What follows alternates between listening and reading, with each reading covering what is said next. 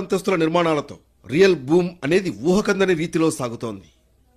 తిరుపతి నుంచి పుత్తూరు వయా తిరువళ్లూరు మీదుగా చెన్నై వెళ్లే జాతీయ రహదారి విస్తరణ పనులు జోరుగా సాగుతున్నాయి. మరో ఏడాదిలోపే రోడ్డు నిర్మాణం పూర్తయి అందుబాటులోకి వస్తే తిరుపతి నుంచి చెన్నైకి కేవలం 2-2.5 గంటల్లోనే వెళ్లే అవకాశం ఉంటుంది.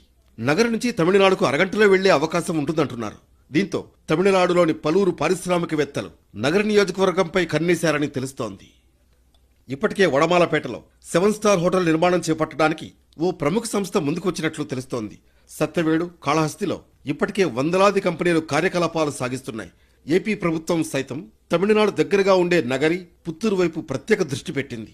త్వరలోనే నగరిలో దాదాపు 2500 ఎకరాల్లో పారిశ్రామిక కారిడార్ రానున్నట్లు సమాచారం. జాతీయ రహదారుల చుట్టూ ఉన్న తిరుపతి జిల్లా అత్యంత వేగంగా అభివృద్ధి చెందడమే కాకుండా చుట్టుపక్కల ఉన్నటువంటి ప్రాంతాల్లో భూములకు విపరీతమైన డిమాండ్ అనేది ఏర్పడింది. ఇప్పటికే తిరుపతి, కాళహస్తి, చంద్రగిరి, నగరిలో రియల్ ఎస్టేట్ రంగం వేగం పుంజుకుందని అంటున్నారు.